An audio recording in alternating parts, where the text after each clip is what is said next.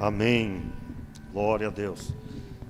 Abra sua Bíblia em Mateus, no capítulo 6. Mateus, capítulo 6. Eu quero ler com os irmãos aí o versículo 22 até o 24. Mateus, capítulo 6, versículo 22 ao 24. Amém, queridos? Diz assim a palavra de Deus. Vamos lá? Todos estão comigo?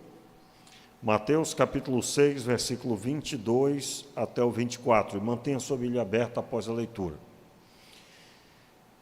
A lâmpada do corpo são os olhos. Se os teus olhos forem bons, todo o teu corpo terá luz. Se, porém, os teus olhos forem maus, todo o teu corpo estará em trevas. Portanto, se a luz que em ti há são trevas, quão grandes são essas trevas? E aí juntos, verso 24.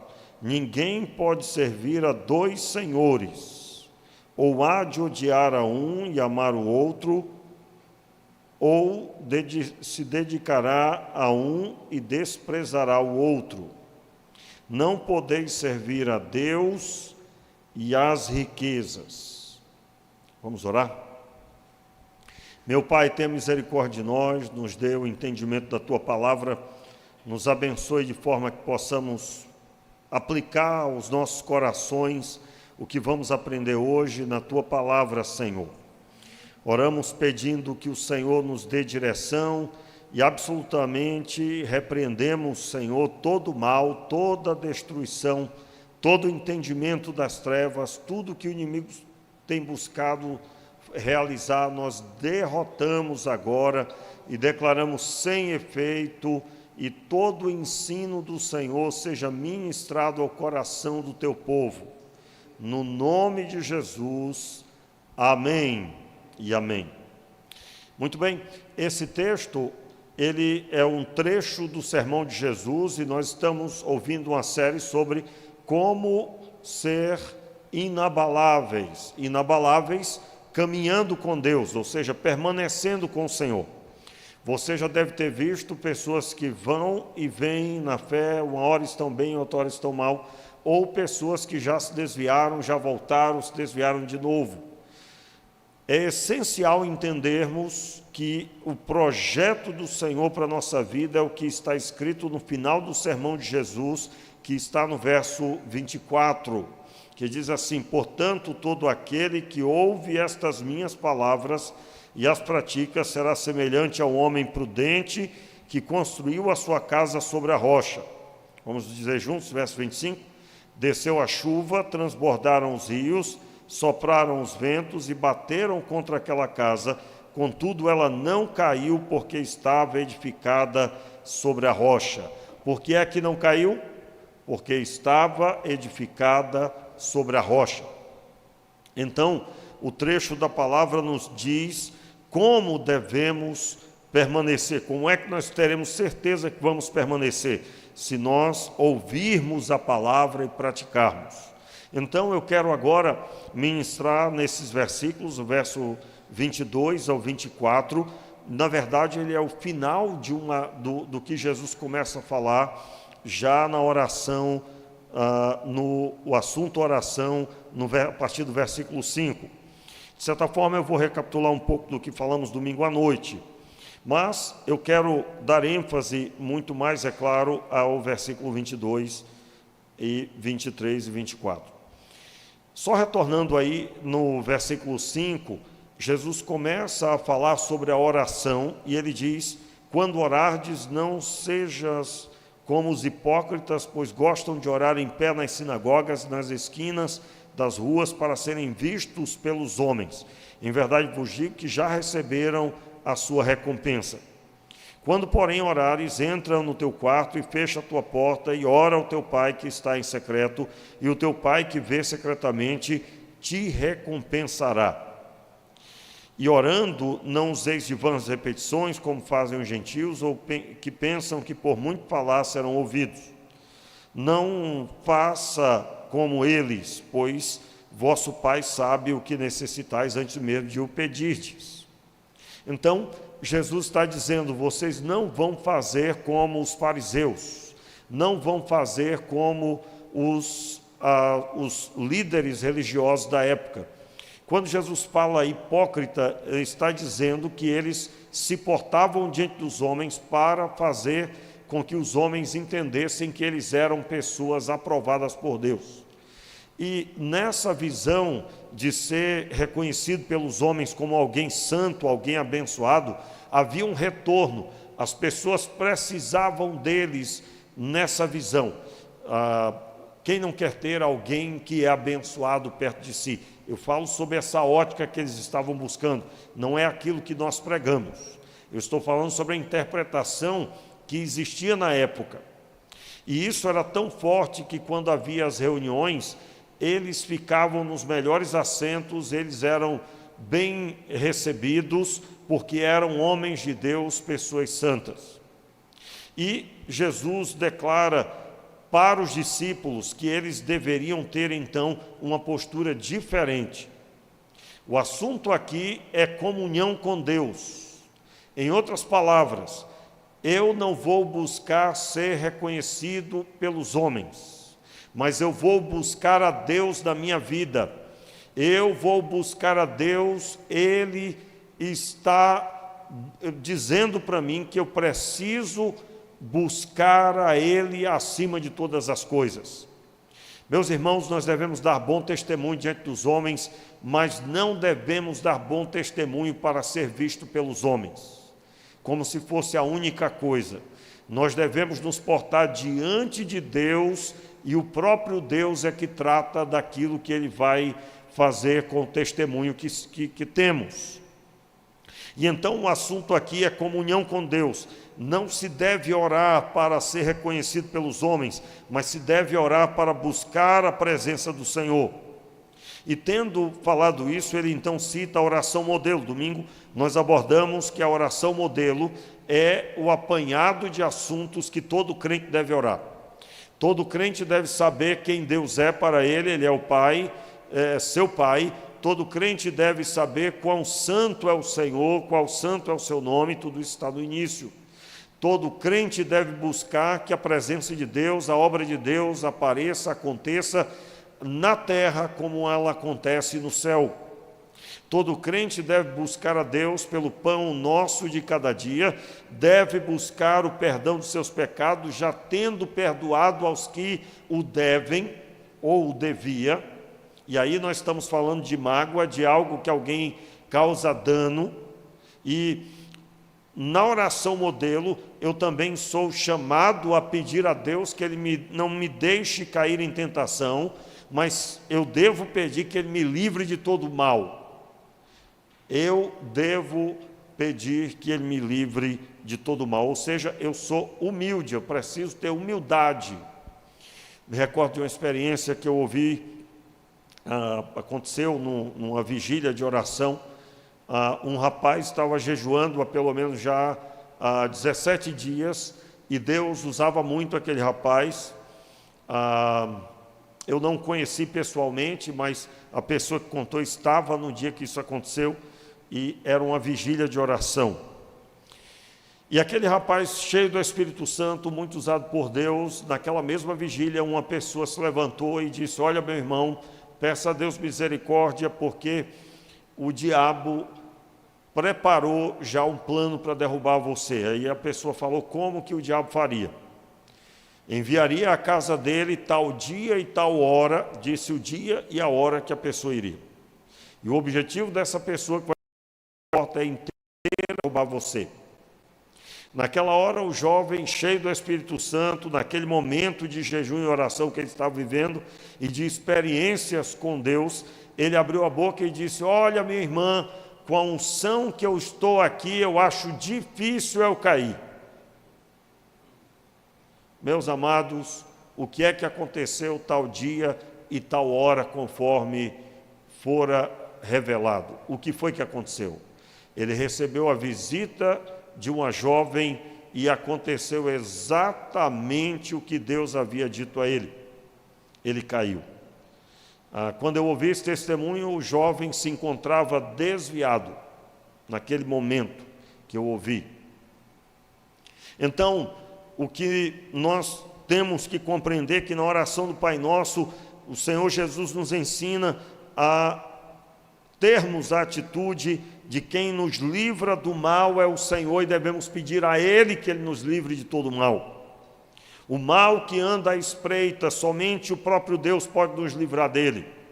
Não existe um homem forte, não existe uma pessoa apta, mas existe um Deus todo-poderoso que livra os seus de todo mal. Diga amém, eu recebo. Porque teu é o reino, o poder e a glória para sempre. Entenda, o Senhor Jesus está aqui ensinando que o alvo do crente deve ser a oração, e a oração com objetivo. E ele então convoca para algo mais profundo, versículo 16, quando ele fala sobre o jejum. Mais uma vez, ele denuncia que quando vocês jejuarem, não se mostrem entristecidos como os hipócritas. Eles faziam por onde dizer às pessoas que estavam jejuando de forma proposital, para que os homens, as pessoas, o reconhecessem como uma pessoa espiritual. Irmãos, eu vou recapitular aqui um detalhe importante, porque eu preciso que você avance na maturidade. Existem muitos falsos profetas, e todo falso profeta ele está à procura de alcançar a glória para ele. Alcançar a glória para ele. Absolutamente. E ele está à procura de ser visto pelos homens, reconhecido pelos homens. E isso é uma realidade, meus irmãos. Alguém pode desligar esse holofote, por gentileza? Então, não era diferente na época de Jesus. Jesus estava lidando com uma figura de religião que era a que influenciava as pessoas. As pessoas eram influenciadas pelo judaísmo. E Jesus estava dizendo aos seus discípulos: com vocês não será assim. Não será assim.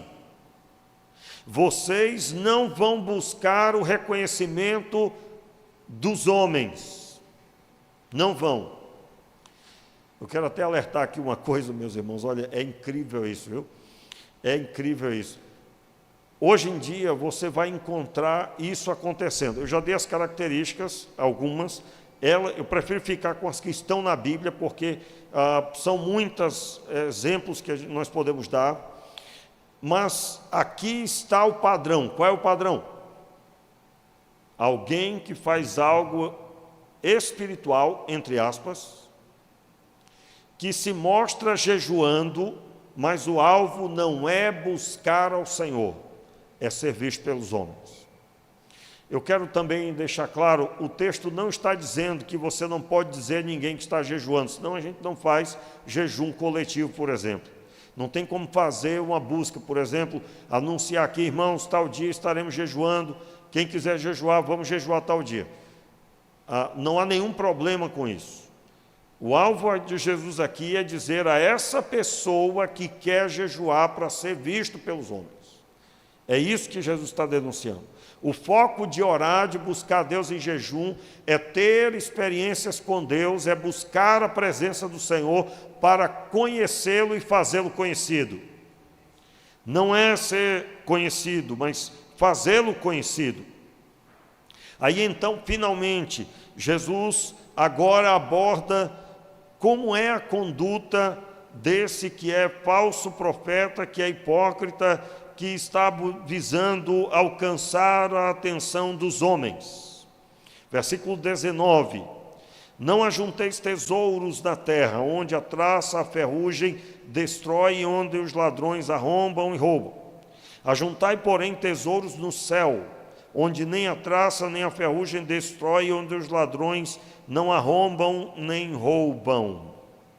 Pois onde estiver o vosso tesouro, aí estará também o vosso coração. Vamos interpretar esse texto, essa passagem, observando, avançando um pouquinho aí em Mateus. No capítulo 8, observe aí, capítulo 8, a partir do verso 18. Capítulo 8 de Mateus. Obrigado aí pelo apoio aí com a luz, com a iluminação. Capítulo 8, versículo 18, diz assim: quando Jesus viu ao seu redor uma grande multidão, ordenou que passassem para outro lado do lago. Então, um mestre da lei, observe aí, um mestre da lei, aproximou-se dele e disse: Mestre, onde quer que fores, eu te seguirei. Note aqui, antes de interpretar, aqui é um mestre da lei. Tem tradução que vai dizer que era um escriba, né? Tem tradução que vai dizer que é um escriba, que é a mesma coisa, né? Os escribas também eram mestres. Nesse momento agora, esse homem que deseja seguir Jesus, ele era desse grupo de pessoas que gostavam de ter a atenção das pessoas. Muito bem, ele diz que vai seguir Jesus, e Jesus tem o que, irmãos? Muita gente ao redor, muita gente.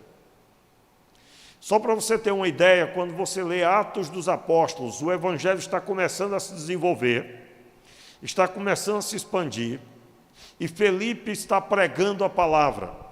Diz o texto que um homem chamado... como é que era o nome daquele homem? Era um feiticeiro. Era Bar-Jonas, se não me engano. Eu não me lembro agora.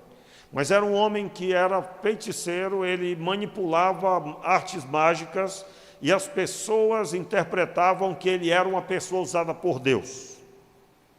Mas, quando ele vê Felipe realizando curas e milagres e multidões vindo até Felipe e ouvindo a pregação, ele decide seguir o Evangelho, se batiza e ele oferece dinheiro para poder, então, impor as mãos sobre as pessoas e elas serem cheias do Espírito Santo. E é nesse momento que ele é repreendido pelo apóstolo Pedro. Ele é repreendido por ele e Pedro diz assim: contigo seja o teu dinheiro, você jaz em fel de amargura. Note, Pedro declara: seja contigo o teu dinheiro, tu não tens parte com este negócio. Note, as coisas espirituais não são movidas por dinheiro. Quem busca o dinheiro, visando o dinheiro para si, não alcança as coisas espirituais. Aí vem alguém e interpreta: você não, porque você está abençoado, né? Mas vai que tem alguém e que vai ouvir essa pregação, assistir essa pregação, e diga assim: por isso que não posso ter muito dinheiro, porque é problema. E não tem nada a ver. Não tem nada a ver, meu irmão. Você pode, senão, Salomão era o homem mais pecador que existiu, né? Para você ter uma ideia, todos os bilionários juntos não alcançam a riqueza de Salomão ainda hoje. Não alcançam. Então, a questão não é ter o dinheiro, mas é almejar o dinheiro como a única coisa. Aí sim, aí é problema. Por quê? Porque tudo que existe pertence a Deus. Você veio para o mundo, já existia. Você veio a existir, já existia tudo que há. Você não trouxe nada, nem mesmo sua própria vida você trouxe, porque foi dada. Muito bem, então, quando alguém se porta na terra buscando para si, como se fosse a única coisa, bens materiais, essa pessoa é a mais pobre de todas elas. Porque riqueza mesmo é estar com o Criador de todas as coisas, com o Senhor de todas as coisas. Então, esse homem, voltando agora para capítulo 8, versículo 18 e 19, esse homem é um mestre da lei e ele pede para seguir Jesus. Olha a resposta de Jesus.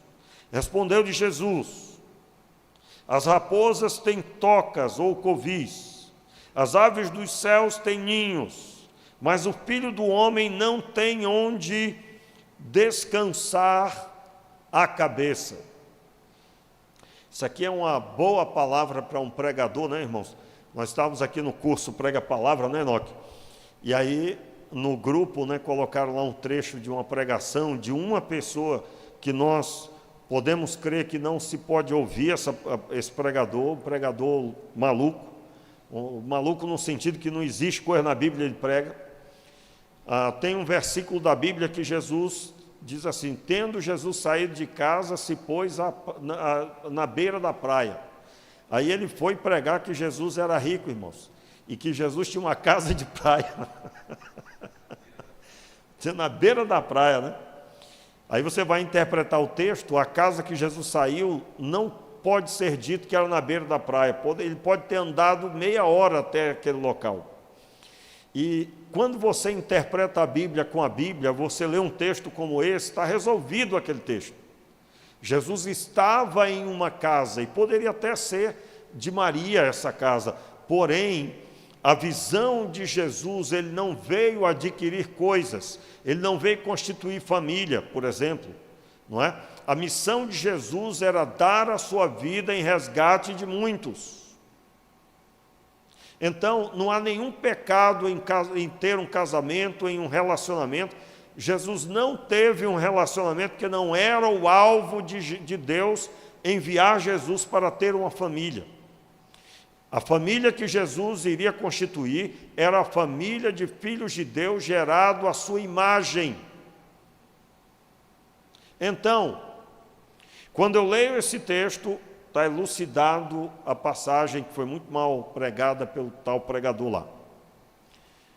Então, as raposas têm covis, as aves dos céus têm ninhos, mas o Filho do Homem não tem onde reclinar a cabeça. Por que ele não tem? O alvo de Jesus não era adquirir coisas, não era obter coisas. Pastor, e como é que fica agora o nosso caso? Meu irmão, você tem que adquirir e você tem que ter. Porque se você almejou casamento ou pretende se casar, você terá que ter. Aí você vai ver a doutrina que Deus, usando o apóstolo Paulo, diz que o solteiro cuide das coisas do Senhor, que o solteiro se dedique às coisas de Deus, mas o casado se dedique às coisas do mundo e de como agradar a sua esposa.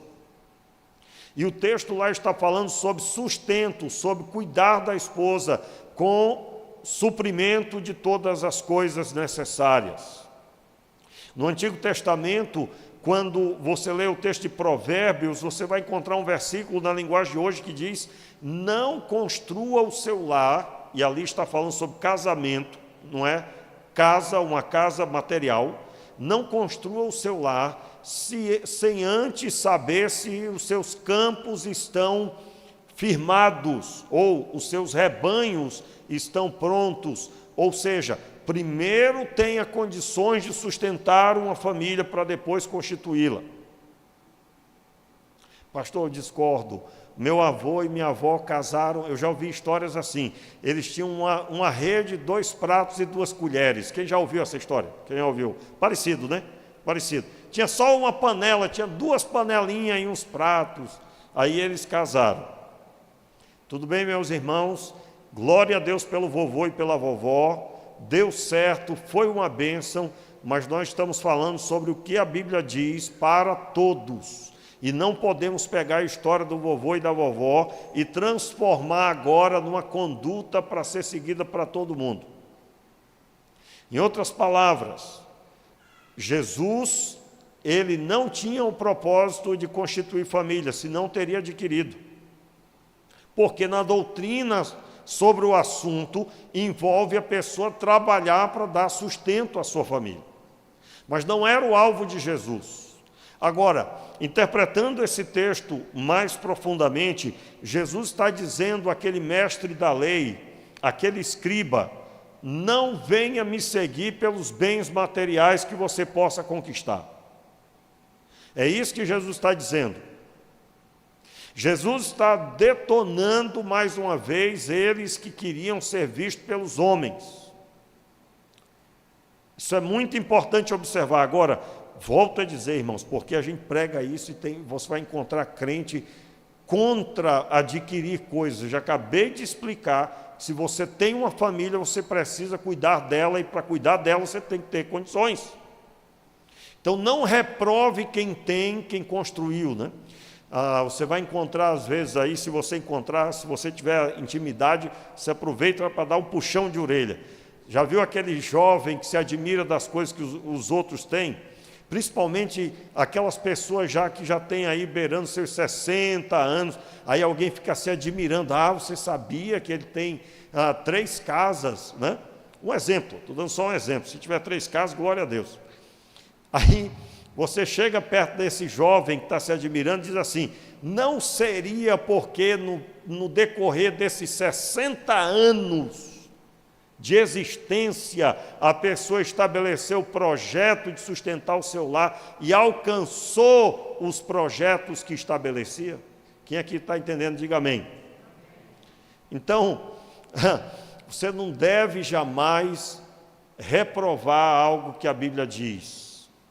Essa pessoa vai ficar mais velha, precisará de sustento, e se não tiver uma aposentadoria, você pode ter uma aposentadoria pelo INSS, que você pagou a mais, alguma coisa assim, ou uma aposentadoria privada, por outro meio, né, bancário.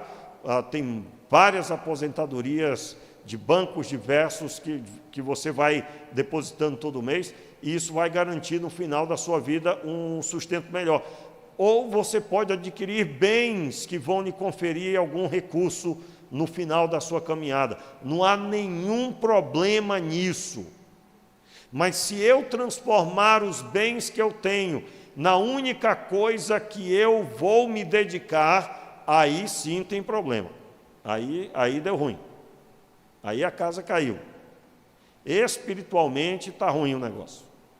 Então, meu irmão, que você seja próspero, abençoado, mas que você saiba que tudo isso é pó e cinza, que o que você tem de grande valor é o que não passa absolutamente, que não se acaba, e isso é o Senhor, o nosso Deus. Ele permanece eternamente, e se você o tem, você é uma pessoa próspera.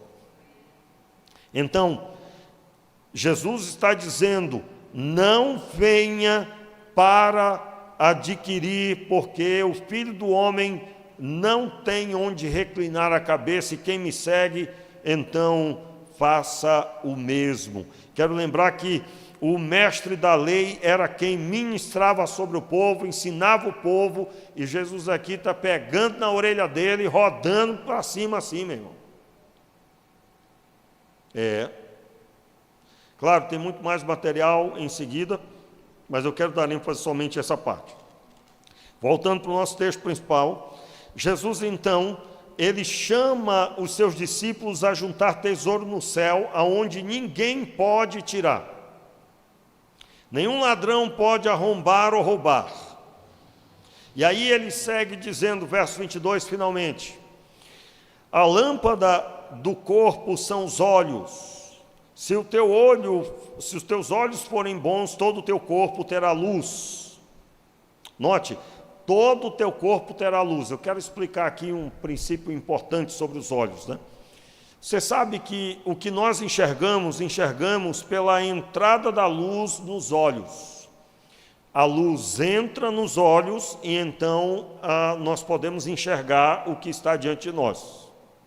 Sem luz entrando nos olhos, não há como enxergar. Tanto é que no escuro ninguém vê, não é? Na escuridão completa ninguém vê.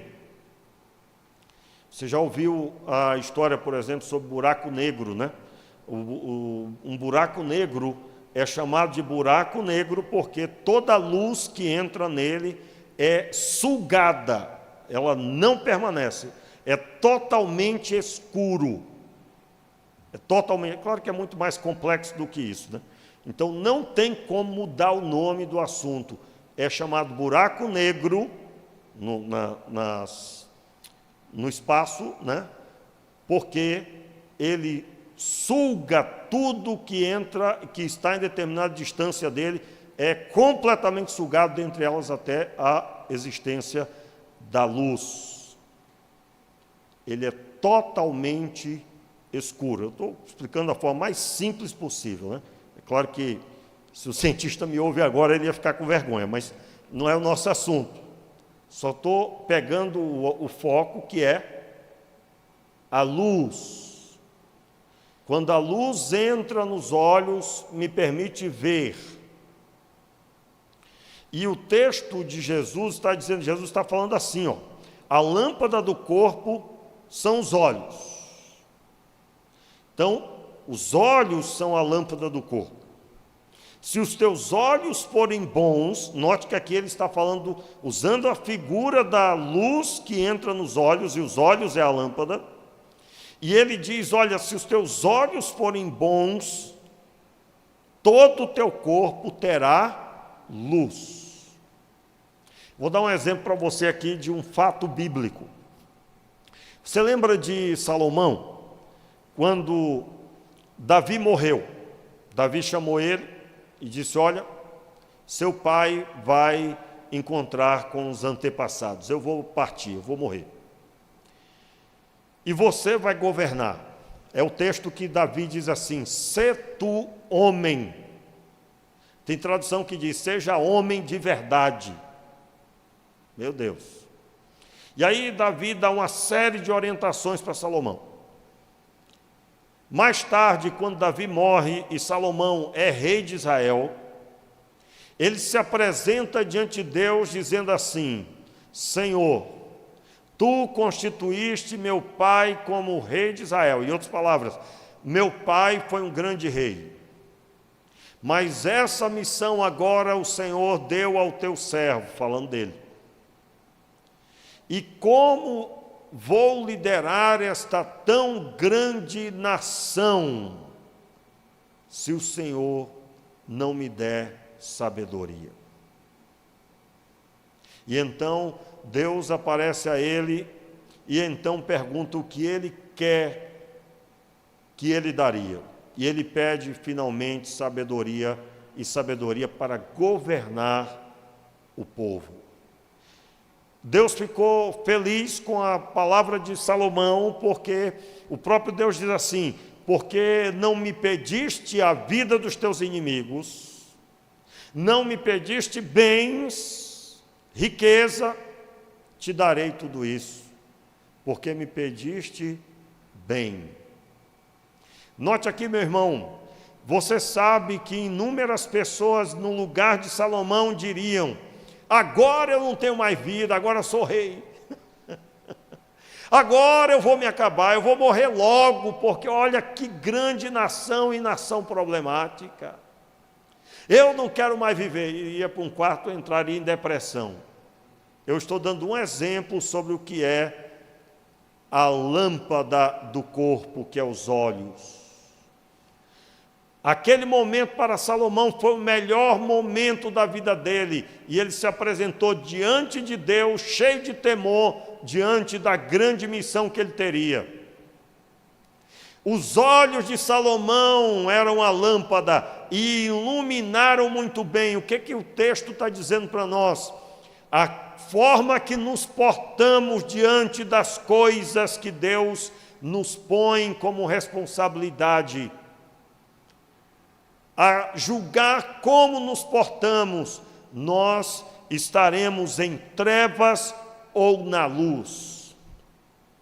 Note, vamos ler de novo, que agora eu creio que você se animou ainda mais aí para ler, né? Verso 22, a lâmpada do corpo são os olhos. Se os teus olhos forem bons, note aí, se os teus olhos forem bons, todo o teu corpo terá luz.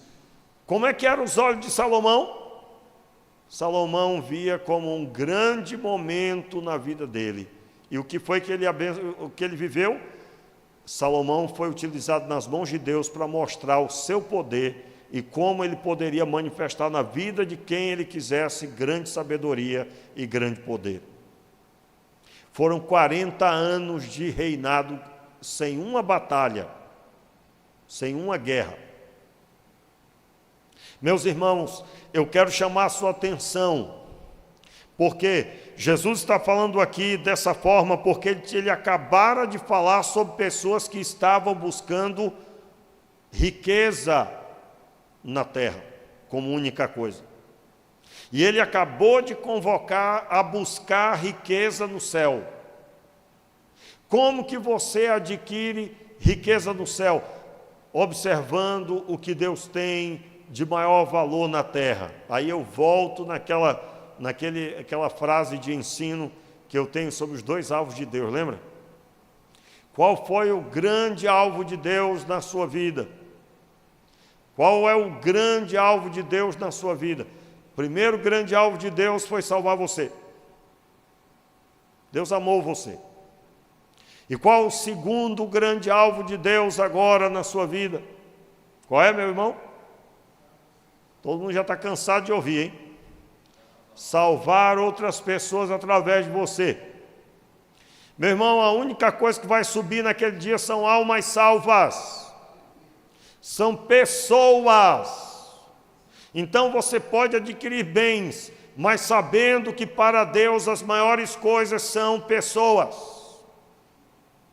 Como é que você pode fazer isso ao mesmo tempo que você trabalha muito? Trabalhando muito, você vai lidar com pessoas e você precisa ser instrumento de Deus na vida delas.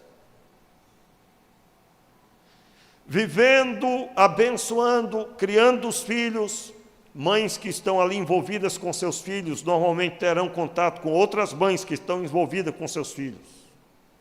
Então, fazendo a sua missão, você pode abençoar outras mães, dizendo a elas que estão desesperadas numa geração tão complicada que Deus é maior do que todos os problemas. Você pode dizer, homem, para aquele homem que está desesperado, pensando em recuar de suas responsabilidades, que ele precisa de Deus na vida dele e que ele não deve recuar jamais e que as adversidades continuarão, mas Deus será com aquele que entrega o caminho ao Senhor. Jesus está dizendo no seu sermão que a forma que nós vemos, se a pessoa visualiza bens materiais como a única coisa, o que ela vê são trevas. E aí vem o verso 23 que explica mais. Se, porém, os teus olhos forem maus. Como é que é um olho mau, irmãos? O olho de uma pessoa que visa unicamente ser visto pelos homens e utilizar dessa influência para adquirir coisas, para conquistar. Um dia uma pessoa...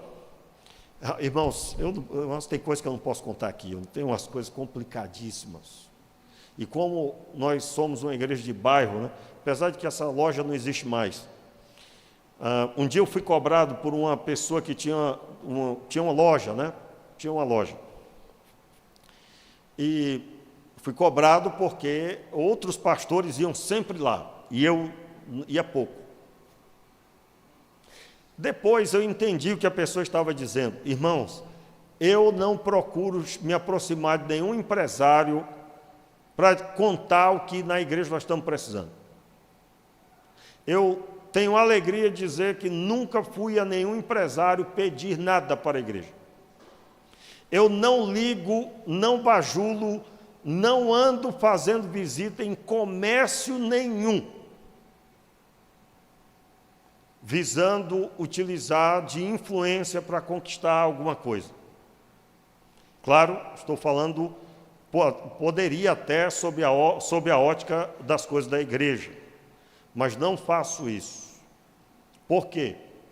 Porque eu entendo que um pastor deve cuidar de um rebanho e não visar a gordura dele. Isso seria visar a gordura do rebanho. Infelizmente, depois eu percebi que a pessoa queria ser bajulada e queria que eu pedisse coisas lá, né?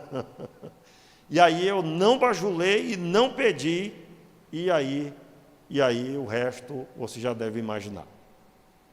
Eu não vou tratar diferente porque a pessoa tem algum recurso a mais.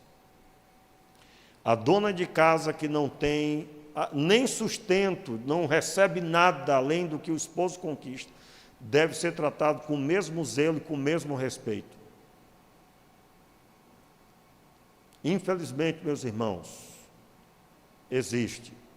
E aí a pessoa contou, não, o pastor fulano vem aqui, o pastor Beltrano, faz muitos anos atrás, vem aqui e tal, e isso e aquilo outro, insinuou e tal, que eles estavam sendo mais pastores dela do que eu. Ó. Depois um daqueles saiu fugido daqui, caiu em adultério, passou, envergonhou o evangelho e ficou revelado o que realmente estava por trás. A pessoa que visa bens materiais, ela já tem a sua recompensa. Foi o próprio Jesus que falou.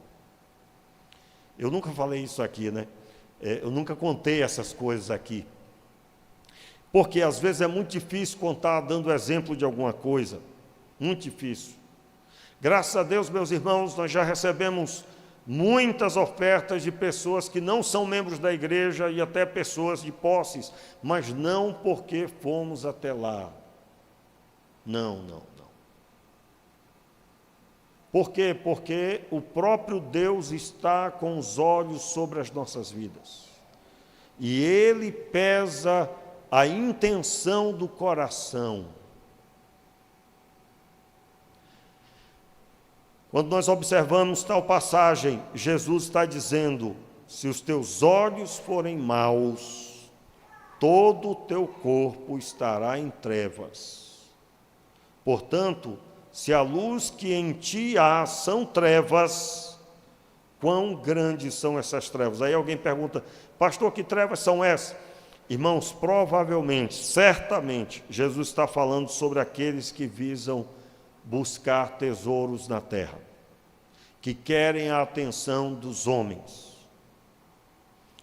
E aí ele finaliza, ninguém pode servir a dois senhores, ou há de odiar a um e amar o outro, ou se dedicar a um e desprezar o outro. Não podeis servir a Deus e às riquezas. Aí tenho que dizer isso, né? Nesse caso, Jesus estava aplicando um remédio fortíssimo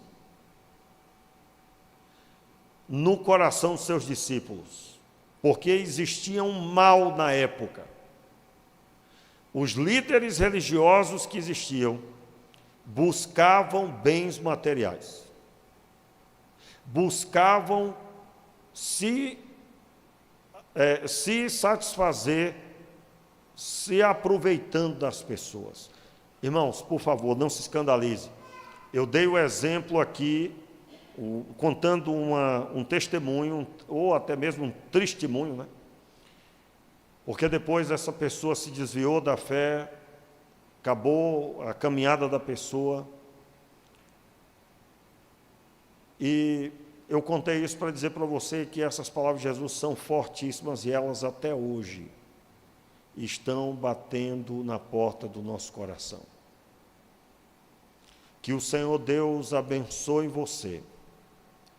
Que você tenha coragem de perguntar para Deus, Senhor, o meu coração ama o Senhor de verdade? Ou você ama o dinheiro? Um exemplo de pessoas que amam o dinheiro, a pessoa não consegue dar uma oferta, ela não consegue dar nem o dízimo. Irmãos, a coisa mais fácil que tem é dar o dízimo. Por quê? O valor está lá, 10%. É muito fácil. Você pega a calculadora, seu salário, 10%. É fácil. Mas é de suar frio se tiver que dar oferta.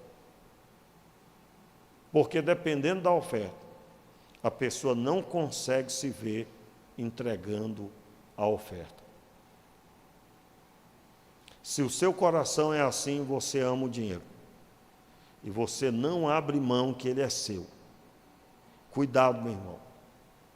Porque nós não estamos falando de dinheiro para trazer para a igreja, nós estamos falando sobre você ser livre para servir a Deus de verdade.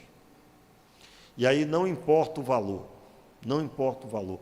Nós não estamos falando de valores, porque quem tem um coração aprisionado pode ser 10 centavos. Ela vê aquilo como dela e não abre mão. O grande problema é que nós desprezamos os indícios, achando que não existe nada disso. Não, eu sou uma bênção. Não, está tudo certo. Mas você precisa ter a coragem de perguntar para Deus sobre o que Ele vê aí no seu coração. Você já buscou a Deus e parou para ouvir Deus? Senhor, eu já falei bastante, agora quero ouvir. Fala e o teu servo ouve. Eu aconselho fazer isso depois de buscar a Deus de verdade. Você está lá orando meia hora, 40 minutos. Faça isso. Eu creio que Deus vai soprar aí no seu coração suas palavras. Fique de pé no seu lugar, vamos orar. Feche os teus olhos, abra o seu coração.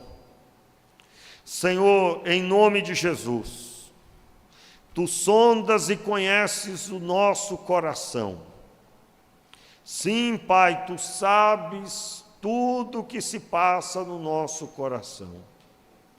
E nós Te pedimos, Senhor, que o Senhor nos dê, Senhor, intensidade da Tua presença, para que possamos enxergar, Senhor, genuinamente como estamos. Senhor, tenha misericórdia de nós. Nos ajude, meu Pai, de forma que possamos nos consertar diante de Ti. Senhor, tem misericórdia e abençoa de forma que sejamos discípulos autênticos. Discípulos que andam genuinamente conforme a Tua vontade. Levante as tuas mãos. E agora que o amor de Deus, que a graça do nosso Senhor e Salvador Jesus Cristo, que as consolações do Espírito Santo esteja sobre a tua vida, sobre a tua casa, sobre o teu trabalho, e aonde colocar a planta dos teus pés, seja dado a bênção e o milagre, em nome de Jesus. Amém.